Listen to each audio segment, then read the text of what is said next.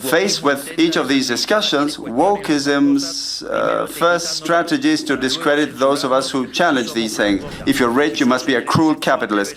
If you're heterosexual, you must be heteronormative, homophobic, or transphobic. If you're white, you must be racist. If you're rich, you must be a cruel capitalist. These aren't the words of a fringe conspiracy theorist. First by labeling us, and then by silencing us. If you're white, you must be racist. If you're a man, you must be a misogynist or part of the patriarchy. But of Argentina's prime minister at the World Economic Forum. Before we move on, I'd like to ask you a small favor. If you appreciate this content, please take a second to like this video and subscribe to the channel. Over 98% of you watch the videos without subscribing. It costs you nothing, but it makes a huge difference to us. So, did you click the subscribe button? Great. Thank you so much. Now, back to the video.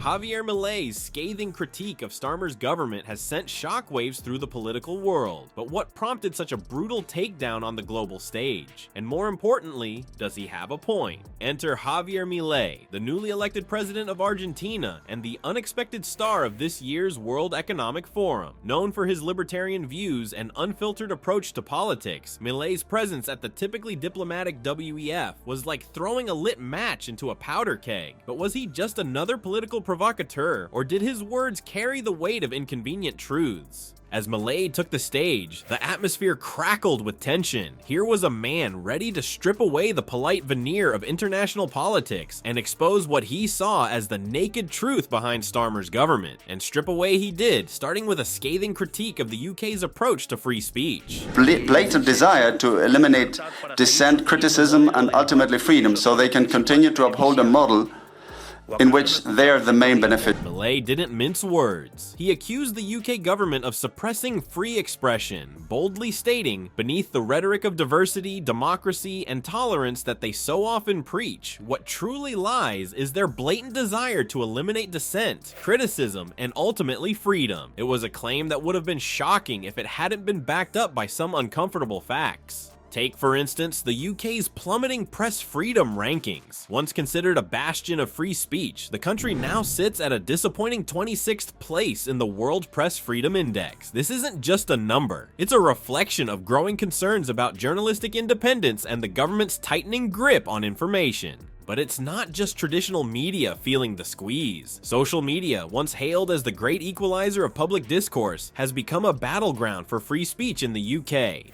Faced with each of these discussions, wokeism's first strategy is to discredit those of us who challenge these things. Cases of individuals facing repercussions for expressing controversial opinions online have been on the rise, painting a picture of a society where the boundaries of acceptable speech are increasingly narrow and arbitrarily defined.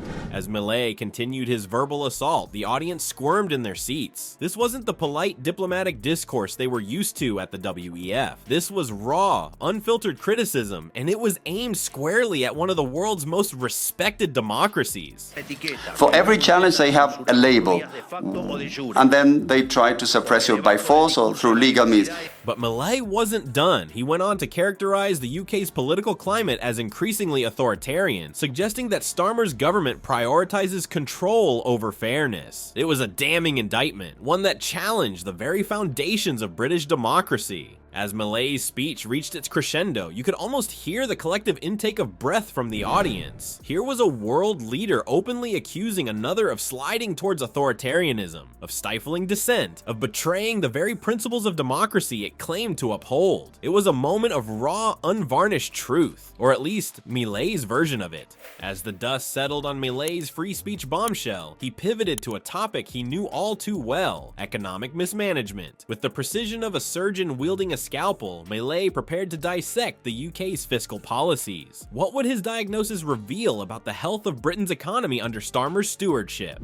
Is it not true that right now as we speak in the UK, citizens are being imprisoned for exposing horrifying crimes committed by Muslim migrants? Javier Milei isn't just another politician throwing around economic jargon. As a former economist and professor, he's seen firsthand the devastating effects of misguided economic policies in Argentina. Now, as he turns turned his gaze to the UK, his words carried the weight of hard-earned experience. Milei's warning was stark. The UK, under Starmer's leadership, is treading a dangerous path that bears an uncanny resemblance to Argentina's economic nightmare. But what exactly did he mean? Let's break it down. First, there's the issue of state intervention. Milei has been slashing state subsidies and having ministries back home, while the UK seems to be moving in the opposite direction. This increasing government meddling, according to Milei, is a recipe for disaster. He argues that it stifles innovation, crushes entrepreneurship, and ultimately leads to the kind of economic stagnation that has plagued Argentina for decades. But is there any truth to Milei's gloomy predictions? Well, the numbers don't lie. The UK's economic indicators are flashing red. Consumer confidence has plummeted to a dismal 34 in January 2025, with people fearing job losses and shrinking wallets. Crimes that the government seeks to conceal?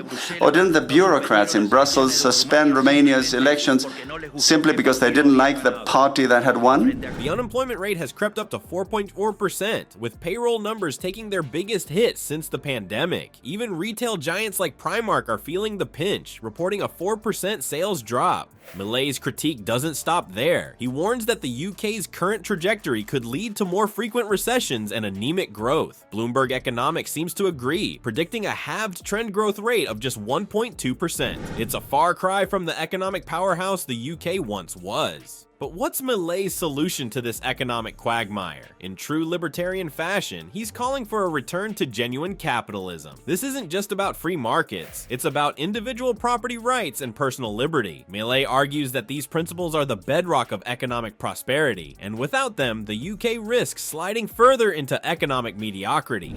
If you're rich, you must be a cruel capitalist. If you're heterosexual, you must be heteronormative, homophobic, or transphobic. As Milei's impassioned plea for economic reform echoed through the halls of Davos, you could almost hear the collective gulp from the UK delegation. His words were a stark reminder that economic policies aren't just dry statistics on a page. They have real-world consequences that can make or break a nation's future. As Javier Milei's fiery rhetoric echoes through the halls of the World Economic Forum, we're left grappling with a provocative question. And then they try to suppress you by force or through legal means.